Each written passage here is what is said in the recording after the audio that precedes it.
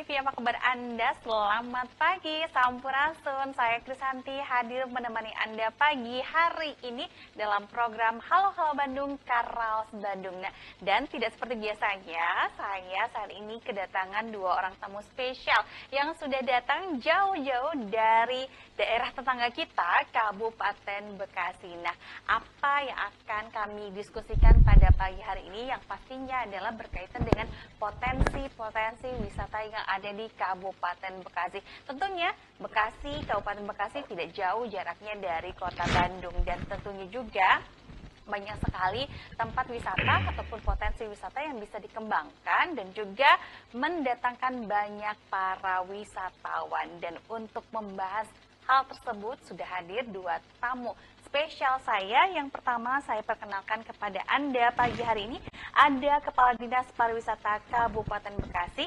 Kita sapa terlebih dahulu, selamat pagi kepada Bapak Dr. Andes Haji Ian Priyatna MSI. Assalamualaikum Pak. Waalaikumsalam warahmatullahi wabarakatuh. Sehat ya Pak? Alhamdulillah sehat. Perjalanannya bagaimana pagi hari ini? Ya lumayan lancar lah. Lumayan lancar ya, tetap semangat ya Pak ya? Tetap semangat. Tetap ya. semangat. Ingin menyapa terlebih dahulu pemirsa Bandung TV Pak?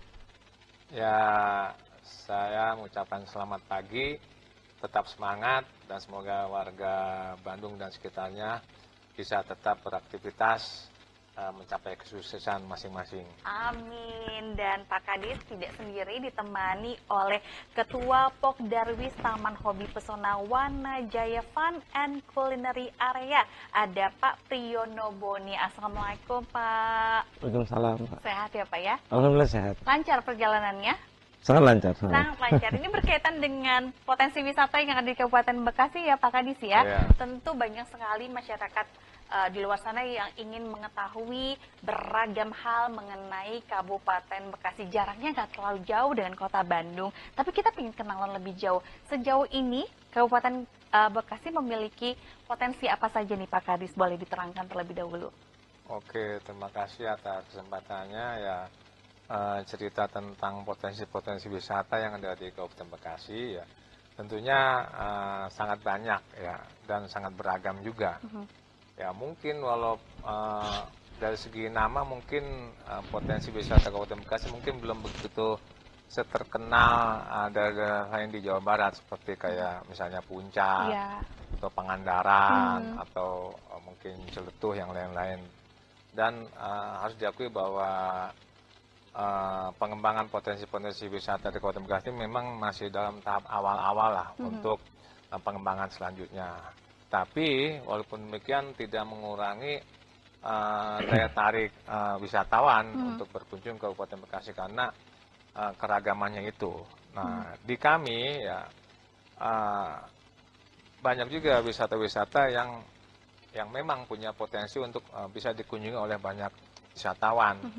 Nah, ini bisa juga kalau kita bagi dalam dua jenis lah. Wisata alamnya ya, natural destination-nya, maupun yang buatannya, artificial destination-nya. Nah, kita punya semuanya itu, walaupun memang dari sisi wisata alam mungkin tadi seperti yang saya bilang belum seterkenal daerah lain di Jawa Barat. Tapi tidak mengurangi eksotismenya lokasi-lokasi tersebut ya. Kalau bicara misalnya tentang wisata alam, ya kita juga banyak, mungkin puluhan lah yang memang bisa dikunjungi. Tapi ada beberapa yang potensi yang memang saat ini sedang kita kembangkan. Karena keterbatasan anggaran, keterbatasan kapasitas SDM-nya, makanya kita lebih memilih pada mungkin sampai 5 titik dulu lah yang akan kita kembangkan wisata tersebut sehingga bisa optimal, sehingga yang lainnya bisa mengikuti karena keterbatasan anggaran tersebut. Nah, kita misalnya ini kita membawa Pak Priyono nih dari Pesona Wanajaya, salah satu destinasi wisata yang kita prioritas kita kembangkan lah. Samping mungkin ada 4 lagi yang akan memang kita prioritaskan untuk dikembangkan. Misalnya selain Pesona Wanajaya di Kecamatan Cibitung, dia ada di tengah-tengah, kalau secara geografis ada di tengah-tengah Kabupaten Bekasi. Kemudian di sebelah timur kita ada namanya Kawung Tilu. dia berbatasan dengan Kabupaten Kerawang di tepi Sungai Cibeet. Nah, di situ ada juga destinasi berupa hutan kayu jabon gitu, dengan kebun binatang mininya, dengan wahana-wahana permainannya. Nah, di situ dekat juga dengan kawasan industri. Seperti juga sama wisata Pesona Wanaja ini dekat kawasan industri juga. Jadi kita berharap Bekasi yang dicitrakan misalnya penuh dengan pabrik-pabrik juga, ternyata ada oase-oase buat kita healing gitu di tengah-tengah kepenatan pabrik-pabrik tersebut. Itu di sebelah timur. Di sebelah utara kita punya Sungai Jingkem. Sungai Jingkem. Kalau orang Betawi sungai dibilang. Sungai Jingkem itu sungai bermuara di Sungai Jingkem itu. Di muaranya itu ada pusat kuliner. Jadi kita dari Kecamatan Tarumajaya itu, dari Paljaya, dermaga Paljaya, dengan melihat ada situ spot jembatan cinta buat spot-spot foto. Nah, kemudian kita melalui Sungai Jingkem itu sampai ke muara sungainya. Di situ kita bisa dikelilingi oleh hutan-hutan mangrove. Nah, kita punya hutan mangrove yang memang buat suaka alam lah gitu. Nah, di situ kita bisa makan-makan di pusat kuliner tersebut, ikan bakar segala macam. Itu sangat menarik kali tuh. Terutama buat wisata-wisata keluarga lah, dengan menyewa perahu. Itu sangat eksotik banget. Apalagi kalau kita sore itu sunset.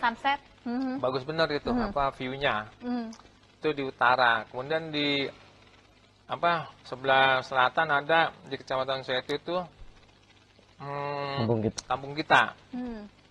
Itu tempat wisata alam juga. Situ ada wisata edukasi, anak-anak bisa belajar cara-cara bercocok tanam padi.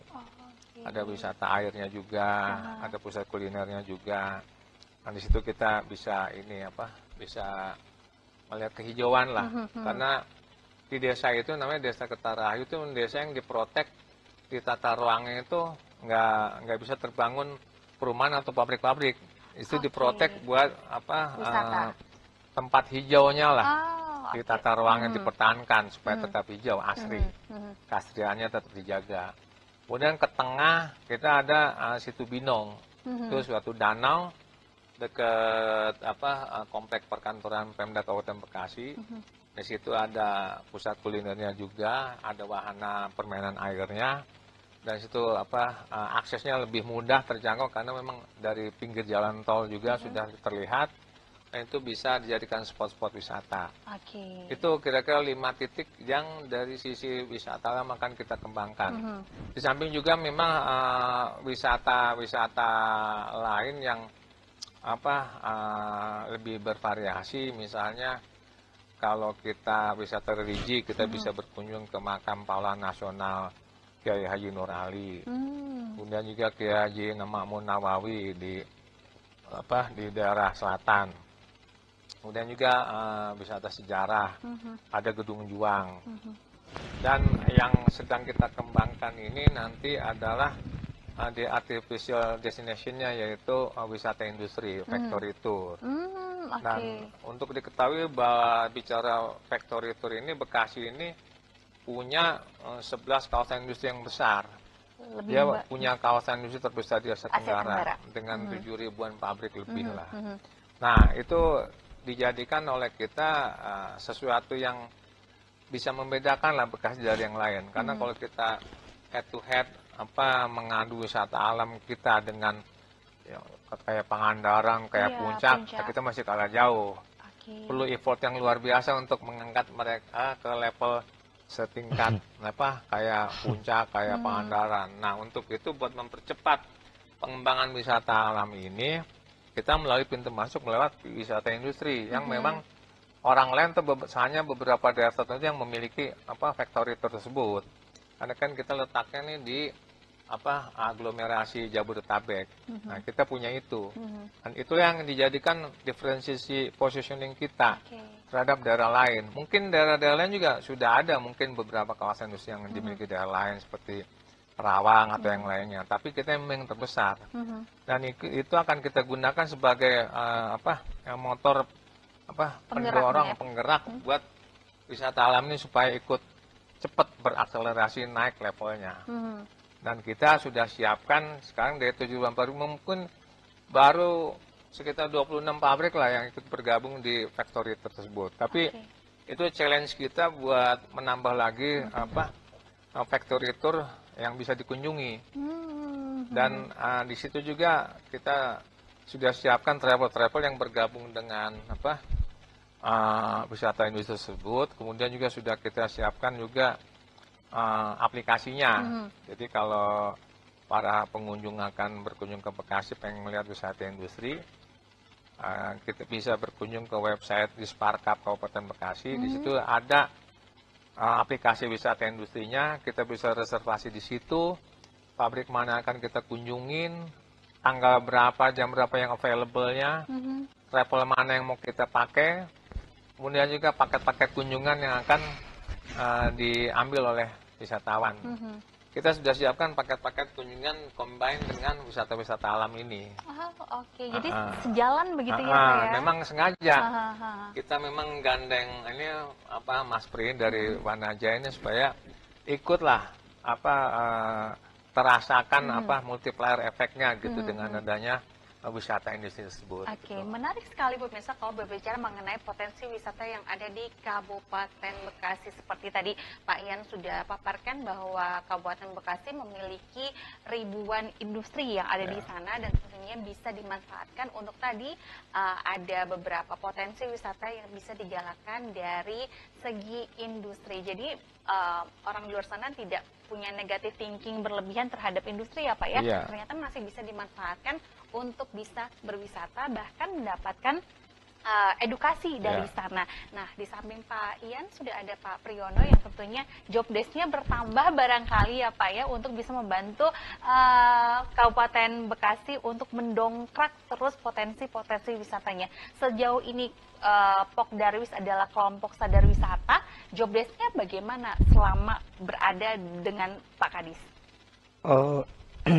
Yang dimaksud job desk adalah tugas pokok dari kita kelompok sadar wisata adalah yang pertama mungkin merubah mindset dulu ya dari teman-teman, karena memang daerah yang pinggiran industri ini kan cenderung tidak memiliki karena kebersaingan ya antara pendatang untuk mencari pekerjaan dengan pribumi yang sebenarnya juga saat ini udah mulai jadi persoalan juga. Nah, dengan adanya kelompok sadar wisata ini cukup membantu juga untuk menyerap teman-teman lah untuk berkreativitas di situ, membentuk sebuah karya. Dan ya sampai sekarang alhamdulillah sih udah mindsetnya kita udah sedikit-sedikit rubah ke arah yang lebih produktif gitu. Enggak istilahnya ya menunggu belas kasihan dari perusahaan untuk mengambil CSR atau segala macam itu. Jadi tugasnya kita adalah bagaimana Kabupaten Bekasi ini menjadi lebih baik lagi dari sisi wisatanya, karena memang image buruk terkait dengan Bekasi kan kayak planet Bekasi gitu kan cukup menggoyahkan semangat kita juga sebagai untuk sebagai pribumi asli kita juga pengennya lebih baik lagi dari sisi pariwisatanya gitu. Ada berapa kelompok sadar wisata di Kabupaten Bekasi, Pak? Saat ini kurang lebih 18 ya sudah terbentuk dari Dinas Pariwisata sendiri gitu. Jadi kita diberikan istilahnya pembekalan lah dari Dinas Pariwisata. Setiap kelompok sadar wisata punya keunikan masing-masing dong? Masing-masing udah punya keunikan. Bisa diceritakan kepada pemirsa? Kalau saya sendiri kan perwakilan dari Pesona Wanajaya. Artinya tadi disebutkan sama mbaknya taman hobi. Taman hobi artinya taman yang memang banyak mempunyai jenis-jenis hobi lah. Misalnya kayak motocross itu kan hobi, terus MTB, terus menyanyi, terus ya artinya beberapa hobi bisa dilakukan di tempat kita. Misalnya kalau kita keluarga kecil yang berada di pertengahan kota kan untuk mendapatkan waktu atau quality time sama keluarga kan susah. Tapi dengan adanya Pesona Wanajaya, masing-masing punya keinginan, punya hobi masing-masing. Misalnya bapaknya main motocross, ibunya hobi nyanyi, anaknya hobi main sepeda, artinya Di situ bisa semua terakomodir ya. semua di tempat kita atau di Pesona Wonajaya. Jadi salah satu alternatif pilihan berwisata yang terdekat rumah lah gitu kalau untuk warga Kabupaten Bekasi. Oke, gitu. animo masyarakat Kabupaten Bekasi sendiri seperti apa sejauh ini? Alhamdulillah dengan hadirnya kita cukup membantu juga karena ada beberapa yang warga atau masyarakat kita yang punya potensi-potensi menjadi atlet dan itu kan susah untuk mendapatkan fasilitas dan di kita alhamdulillah cukup membantu beberapa pembalap juga istilahnya sampai ke atlet dan sampai ke luar negeri bahkan sudah kita istilahnya lahir dari Pesona Wonajaya. Jadi gitu. bibit-bibit unggul sebenarnya Betul, bonusnya bisa betul, dilihat di bonusnya sana ya. bisa diambil, Oke, gitu. luar biasa penjelasan dari kedua narasumber saya pagi hari ini dan kami akan membahasnya lebih lanjut lagi di segmen berikutnya. Jadi Anda tetap bersama kami di Halo Halo Bandung, Karaos Bandung. Nah.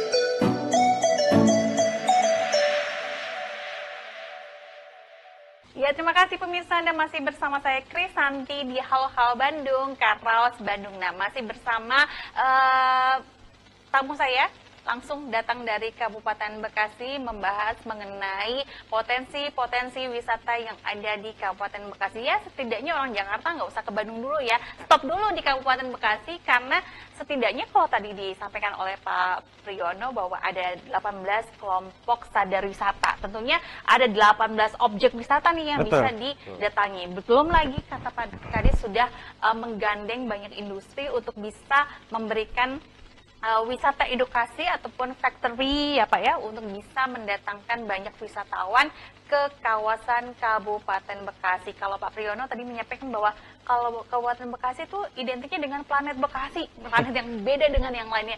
Tapi enggak, ternyata punya potensi banyak sekali khususnya untuk pariwisata. Tentunya dengan segala macam keterbatasan anggaran tadi sudah disampaikan oleh Pak Kadis, tapi ini tidak memutus semangat dari teman-teman kelompok sadar wisata untuk terus membangun potensi wisata yang ada di Kabupaten Bekasi. Salah satunya tadi tujuannya adalah bonusnya bisa melahirkan bibit-bibit unggul ya untuk atlet dan yang lainnya. Selanjutnya selain dari kelompoknya Bapak sendiri, teman yang lain ada cerita tidak untuk objek wisata yang mereka kelola?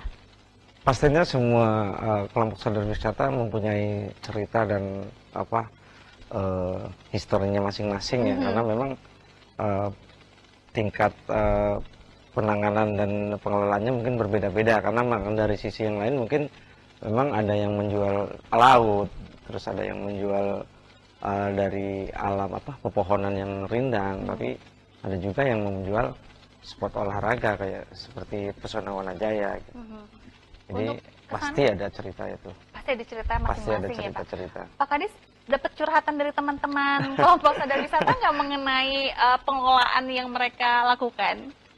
Kalau itu sih memang pasti ya. Karena kan, Hambatan, tantangan ya, gitu. itulah memang butuh kehadiran negara tuh di situ harus hadir, dan tugas kita memang melayani mereka lah sebagai fasilitatornya, dan kita sudah banyak melakukan hal-hal yang memang kita buat untuk memberikan kemanfaatan lah bagi mereka-mereka ini pelaku-pelaku wisata yang ada di Pokdas Darwis. Ya, tapi karena memang karena keterbatasan anggaran atau SDM, kita tidak melulu berkutat pada keterbatasan itu, pasti kita juga harus keluar dari keterbatasan-keterbatasan itu. Makanya di samping kita melakukan kegiatan-kegiatan yang sesuai dengan hal-hal yang sudah dianggarkan, kita juga berkolaborasi dengan pihak-pihak lain di luar itu. Nah, bicara tentang Pokdas tadi ya, kita sudah banyak melakukan kegiatan-kegiatan, misalnya dari segi pengembangan infrastruktur. Nah, kita bantulah mereka-mereka yang infrastrukturnya ini seperti apa kebutuhan-kebutuhannya, dan itu harus diajukan Pokdas itu diketahui sama kepala desanya dan camatnya, kita ajukan ke sistem penganggaran kita, sehingga nanti di tahun depannya akan kita bantu sesuai kebutuhan-kebutuhan mereka dan juga disesuaikan dengan kemampuan penganggaran kita. Itu segi infrastruktur. Kemudian juga dari sisi pelaku wisatanya. Dan ini kan harus ditingkatkan peningkatan kapasitas pelaku-pelaku wisatanya. Kompetensinya. Nah, situ kita melakukan pelatihan-pelatihan. Misalnya kemarin kita bahkan untuk pelatihan ini kita sudah mulai fokus ke pelatihannya menjurus ke sampai dia punya sertifikat kompetensi.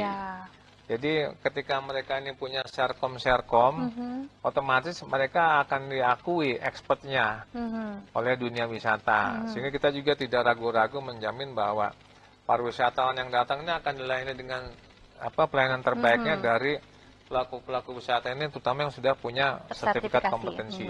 Nah, kita sudah walaupun anggaran terbatas, kita kerjasama dengan LSP untuk mengeluarkan serkom baik itu tour guide, tour planner gitu, sampai ke lifeguard juga waktu itu kita pelatihan lifeguard, sampai ke lifeguard kita buatkan pelatihan tersebut, sehingga lebih menjamin keberlangsungan wisatawan itu lebih aman, lebih nyaman, sehingga bisa dinikmati semua kalangan.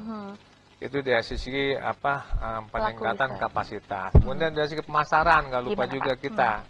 Pemasaran kita ya sekarang tuh era digital ya, kita kencengin lewat medsos. Kita sudah kerjasama juga dengan Pokdas buat supaya diupayakan tiap titik ini punya kalender event tahunan. Nanti kita kompilasi kalender tahunan tersebut, sehingga jadi satu kalender tahunan tingkat kabupatennya. Nanti kalender itu akan kita tawarkan saat kita promosi ke daerah-daerah atau via medsos. Nah, sekarang juga kita sudah melakukan promosi-promosi khususnya untuk wisata industri ini.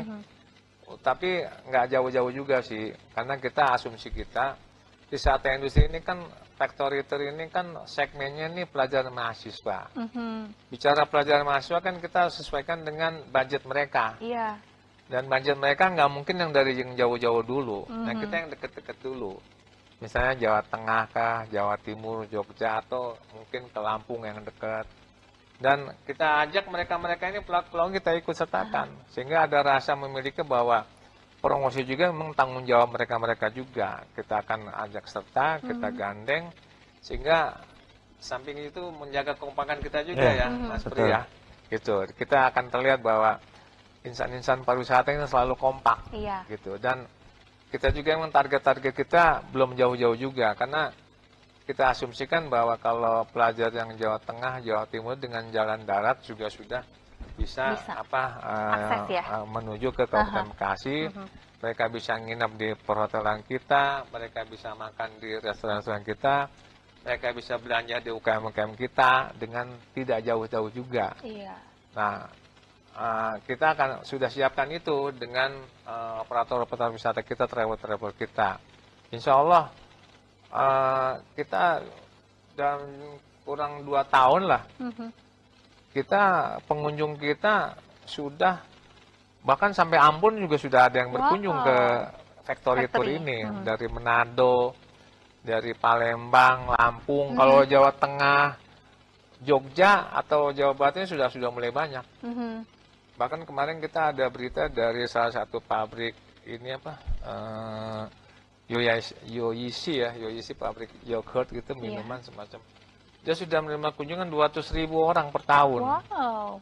Artinya kan itu sesuatu yang membanggakan juga bahwa kunjungan itu pastinya dia menginap gitu ya, yang jauh-jauh. Pastinya dia akan makan, beli oleh-oleh. Artinya multiplier efeknya itu sudah mulai terjadi di Kabupaten Bekasi. Nah itu makanya kita akan kita gerakan di sisi promosi ini supaya nanti lebih kencang lagi, sehingga kita berharap wisata-wisata dari luar mulai masuk banyak ke Kabupaten Bekasi. Itu kira-kira sisi yang kita bangun dengan kerjasama dengan pihak Pokda sini. Pak Priyono, tadi Pak Kadis menyampaikan bahwa sedang digencarkan untuk promosi wisatanya.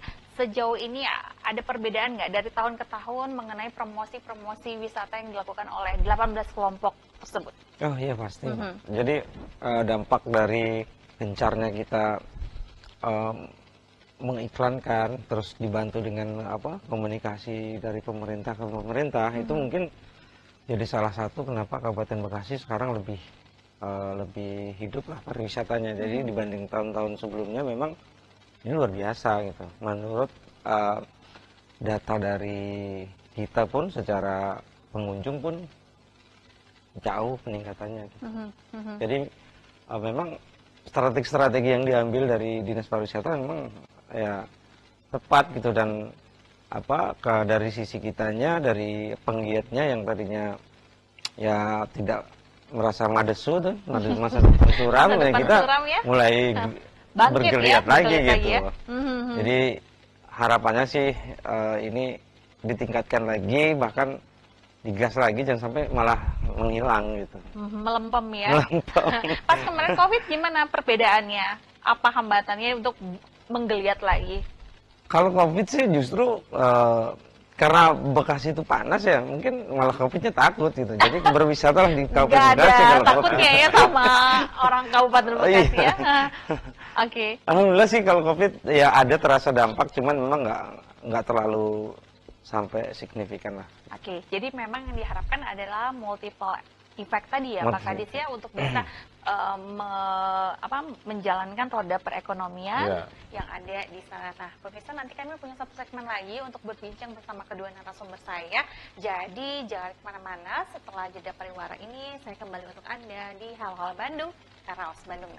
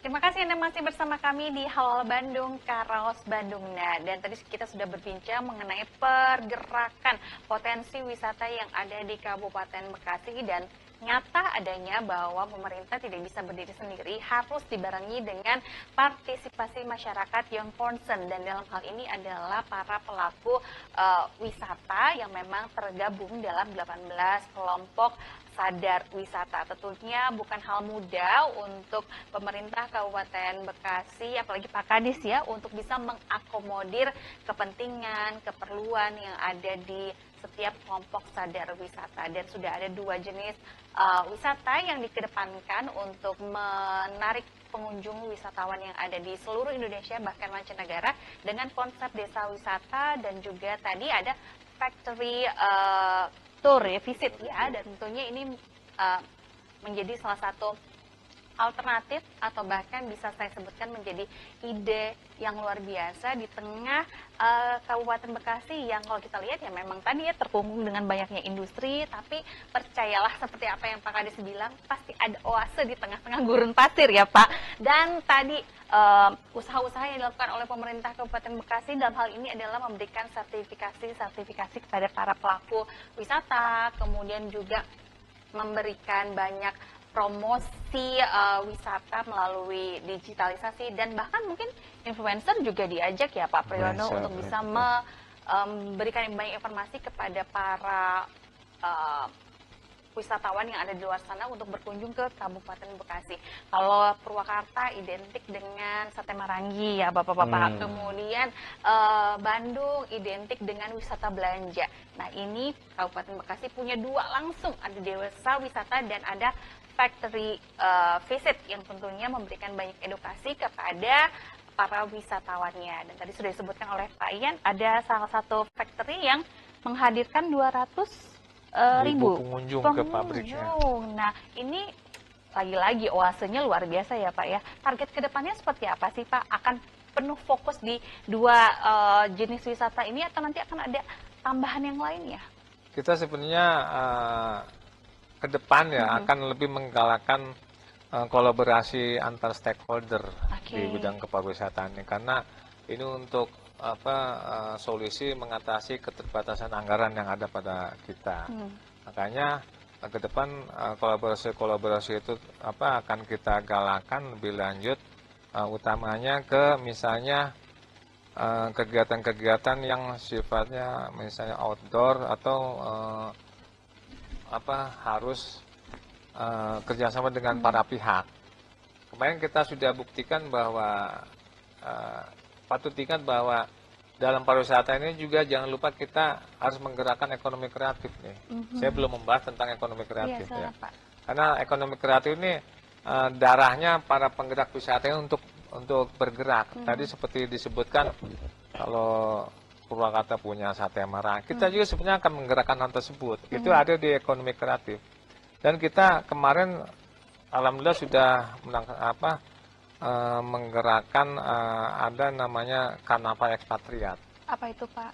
Nah ini menarik lagi nih, karena Bekasi itu tempatnya ribuan pabrik yang beroperasi di sana, dan di sana rata-rata ya kebanyakan ya sebagian besar lah penanaman modal asing, investor. Di situ berasal dari segala bangsa. Oh oke, banyak negara. Dan kemarin karena kita sadar bahwa Bekasi ini tempat tinggalnya para ekspatriat asing. Nah di situ keunggulan kita yang diferensiasi lagi dengan daerah lain. Nah kita coba mengadakan semacam karnaval budaya lah. Kemarin kita menjelang peringatan Agustusan itu, kemarin kita melaksanakan ya karnaval ekspatriat lah. Dalamnya itu ada, karena kita dominannya banyak ekspatriat Jepang, Cina, Korea. Kita berdayakan mereka, sehingga bisa tercipta saling pengertian antar budaya. Di situ juga kita gandeng Pokdaris, produk-produknya dijual di situ. Kita juga gandeng UKM. Alhamdulillah dengan anggaran yang sedikit itu bisa menjaga multiplier yang luar biasa. UKM kita bergerak, Pokdaris-Pokdarisnya juga dikenal orang, fashion show-nya juga bergerak. Talenta-talenta kita, anak-anak yang hobi di musik bergerak, bahkan sampai di e-sport juga kita bergerak. Nah, itu yang disebut kita akan menggerakkan juga 17 subsektor ekonomi kreatif akan kita gerakkan. Nah, ini perlunya tadi kolaborasi antar pihak. Iya. Nah, makanya ke depan ya saya berharap ya dengan potensi yang ada di Kabupaten Bekasi kita gerakkan semua stakeholder sehingga pariwisata dan ekonomi kreatif kita akan bergerak lebih maju lagi ke depan. Itu harapan saya ya. ke depan gitu. Karena mengingat populasi masyarakat saat ini didominasi oleh generasi milenial dan juga zilenial ya, jadi pendekatannya harus gaya mereka, betul ya Pak ya? Makanya kemarin juga kita sengaja mengadakan kegiatan itu di outdoor.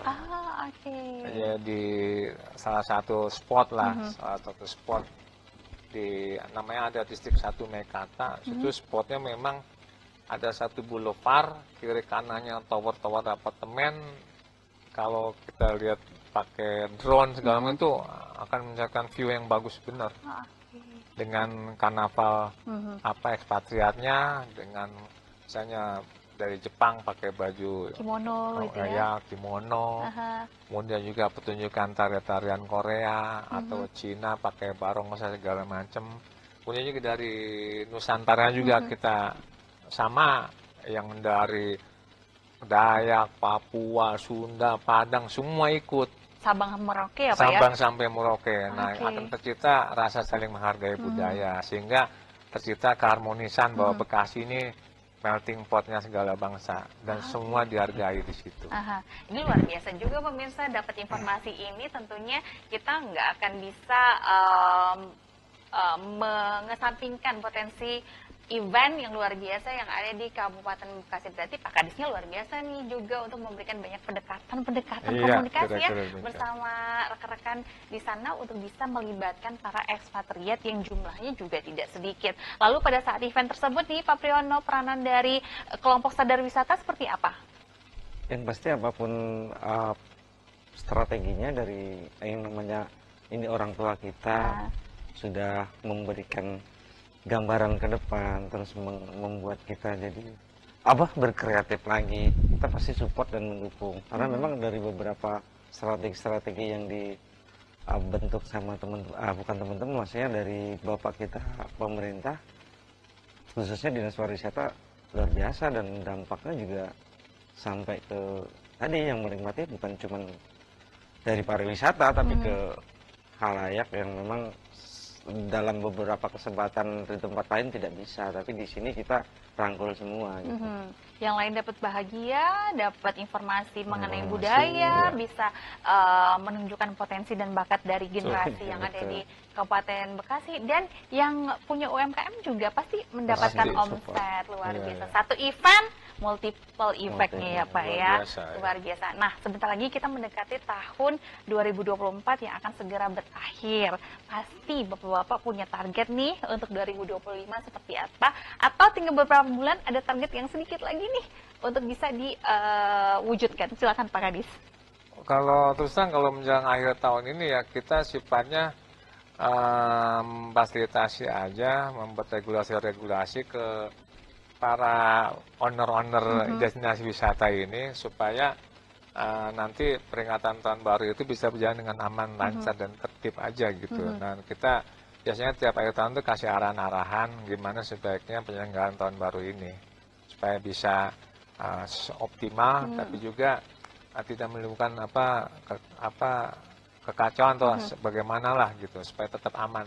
Nah, paling kita biasanya itu kumpul dulu dengan pokda-pokda atau pemilik-pemilik destinasi supaya arahan-arahan dari Pemda ini betul-betul dipatuhi lah.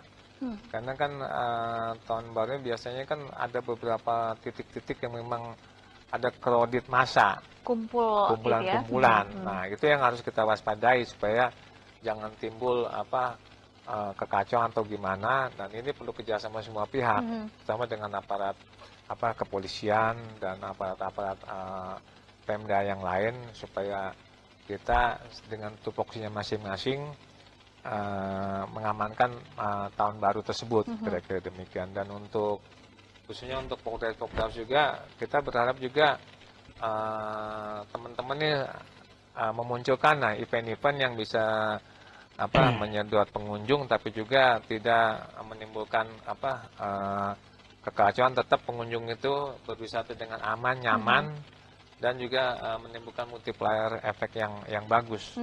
Makanya kita juga himbau ke teman-teman nih mengadakan event tetap, kemudian juga diimbangi dengan kesiapan destinasinya tersebut, kesiapan orang-orangnya, kemudian membangun sistem yang baik.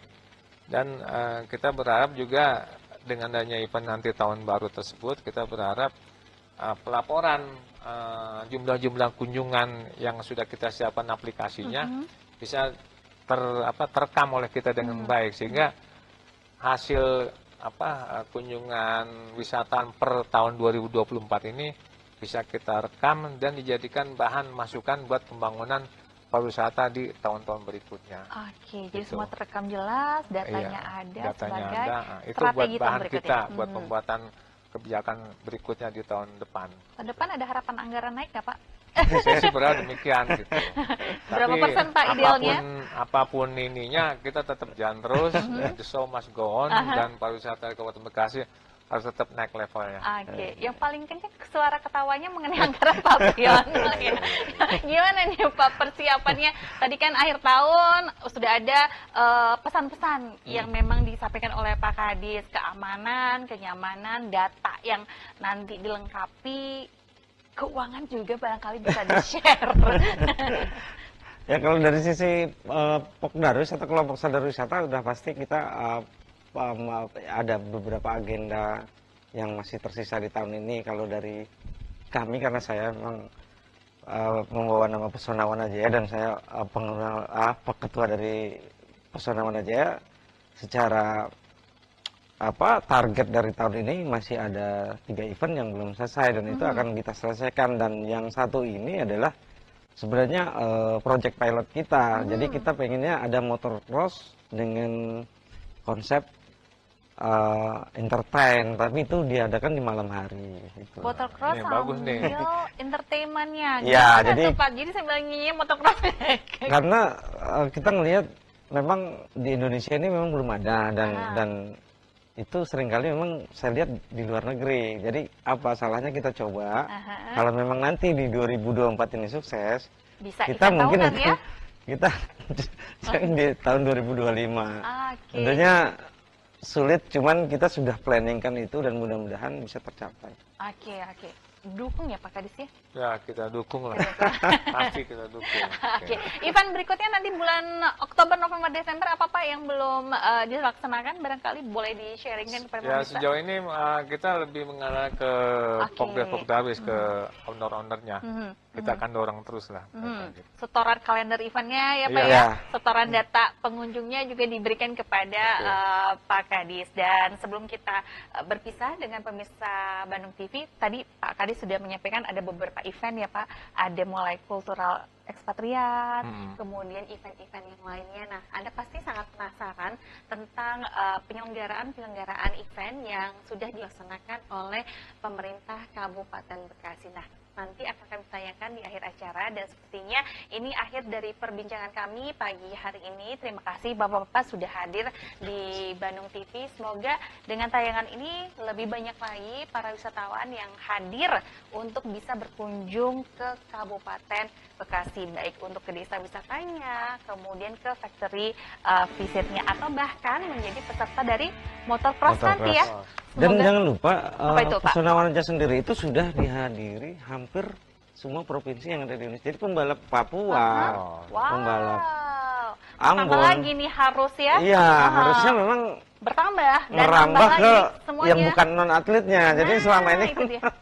Hanya atlet saja. Hanya atlet-atletnya. Oke, barangkali ini menjadi tantangan Anda tersendiri yang mau uji coba, boleh ke event yang nanti Yo, diselenggarakan pasti ya Pak harus Priyono. dicoba.